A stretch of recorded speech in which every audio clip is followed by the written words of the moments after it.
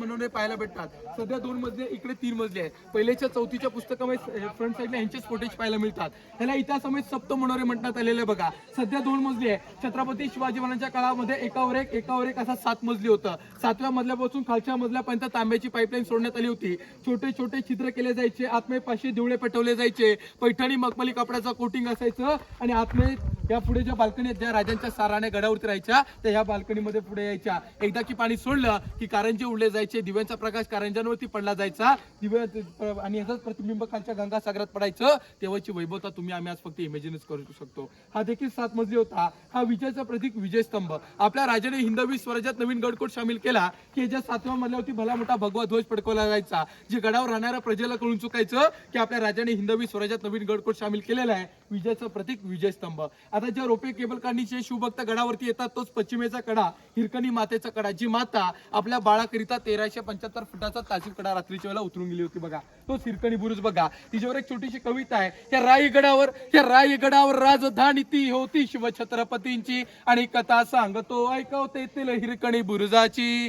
वसले होते गाव तळासी वाळुसरे या नावाचे आणि शोभत होते हिरा नाव त्या तळपदार घरवाळीचे. रोज सकाळी दूध घेऊन हिरा जात असे गडावरी, चालत होती उपजीविका त्या लेकीच्या धंद्यावरती. एके दिवशी दूध घालिता हिरा क्षणभर विसावली, जाणी नाही मणी नाही सांजवे कधीच टळून गेली. सांजवे टळून जाताच गडाचे बंद झाले गडाचे दरवाजे. हिरासे बायली मनात म्हणाली बाळतान माझे, हात जोडून करी विनंती गडकरी खाली जाऊ द्या मला. गडकरी म्हणतात नाही तुज्ञा शिवरायांची आमा. माई माऊली एडीपीसी धावत जाऊन तो कडा उतरुणी बाळसिती घेई कुसी. आतुरतेने धाडस पाहून मार स्तंभित झाले. हिरास बोलून साडी चोली देऊन सन्मानित केले. या राजधानी रायगडाची एक सिस्टम असायची. एकदा की पाठ झाले की नगरखान्यावरती नगारे चौघडे वाजवले जायचे, किल्ल्याचे मुख्य द्वार ओपन व्हायचे. एकदा की सूर्य मावळला की नगरखान्यावर नगारे चौघडे वाजायचे, द्वार बंद व्हायचे. ही राई नवीन गवळण होती.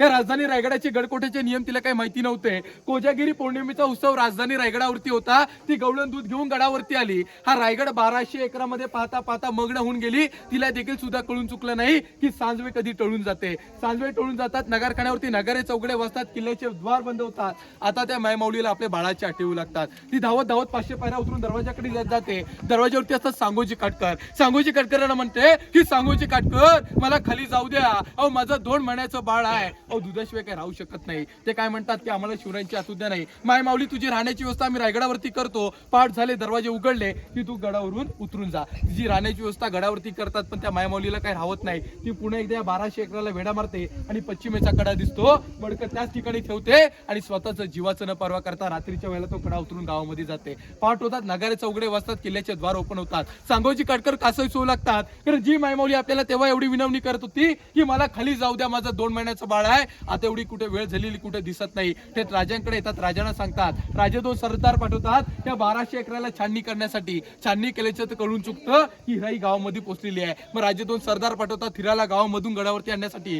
जेव्हा हिराला गडावरती घेऊन येतात तेव्हा प्रथमतः हिराला राजे त्या कड्यावरती घेऊन जातात. आणि ज्याने अखंड रायगड किल्ला बांधला ना आर्किटेक्ट हिरोजी इंदुळकर, त्यांना देखील त्या कड्यावरती घेऊन जातात आणि हिराला म्हणतात की हिरा आता मला तो कडा उतरून दाखव. ती म्हणते नाही राज, अहो राज जेव्हा मी तो कडा उतरले मला माझा पूर्णतः बाळ दिसत होतं, आता तर का राज ती दरी दिसते, ती दरी काही उतरू शकत नाही. राजे म्हणतात या हिरोजी पुढे. अहो हिरोजी तुम्ही तर मला असे म्हटलेलात एकदा की त्या किल्ल्याचे मुख्य द्वार बंद केले की माझ्या आज्ञेहून या गडावरून खाली जाईल ती पाण्याची धार आणि खालून वरती येईल तो हवेचा झोका. अहो हिरकणी कशी गेली. आज जर एक हिरकणी जाऊ शकते, एक जर का स्त्री गडावरून खाली जाऊ शकते, तर शत्रू देखील गडावरती येऊ शकतो. तो कडा तसा तिथे बुरुज बांधा आणि त्या बुरुजाला नाव त्या हिरकणी. मग तो कडा असला तिथे बुरुज बांधलं आणि नाव दिलं हिरकणी. आता सांगायचं तात्पर्य एवढंच आहे की दादानो तुम्ही आम्ही जर का 2 मजल्यापासून जर का खाली पाहिलं तर तुम्हाला आम्हाला चक्कर येते. मग साधी एक संकल्पना करा. ती माय माऊली तर आपल्या बाळाकरिता 1375 फुटाचा तासीव कडा उतरून गेली होती. आज आपलं बाळ खाली राहिलं तर आपली माय काय करते,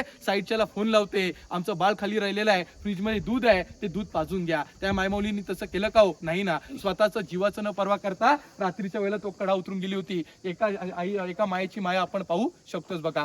आता इथे खाली एक आपल्याला तलाव पाहायला भेटतं. या तलावाचं नाव आहे गंगासागर तलाव. याला गंगासागर तलाव का म्हणतात? त्या तलावाची जर का खोली पाहिली तर 32 फूट आतमध्ये डीपमध्ये पाहायला मिळतो. छत्रपती शिवाजी महाराजांच्या राजवटीसाठी 7 नद्यांचं पाणी आलं होतं गागाभट्टाने. अभिषेक केल्याच्या नंतर उरलेला जल हा पवित्र गंगासागरामध्ये ओतला गेलेला म्हणून इतिहासामध्ये ते पवित्र गंगासागर तलाव म्हणण्यात आलेला आहे. याच्यावर एक छोटीशी कविता आहे की गंगा यमुना आणि नर्मदा, गंगा यमुना आणि नर्मदा यांच्या आल्या साऱ्या बहिणी, आणले सप्त नद्यांचे पाणी, जले झाले तीर्थांची गर, तयासी नाव गंगा सागर. अशी 11 तलाव खुदली, त्यातून जो काही दगडी मटेरियल निघाला त्यातून रायगड किल्ला बांधून झाला बघा.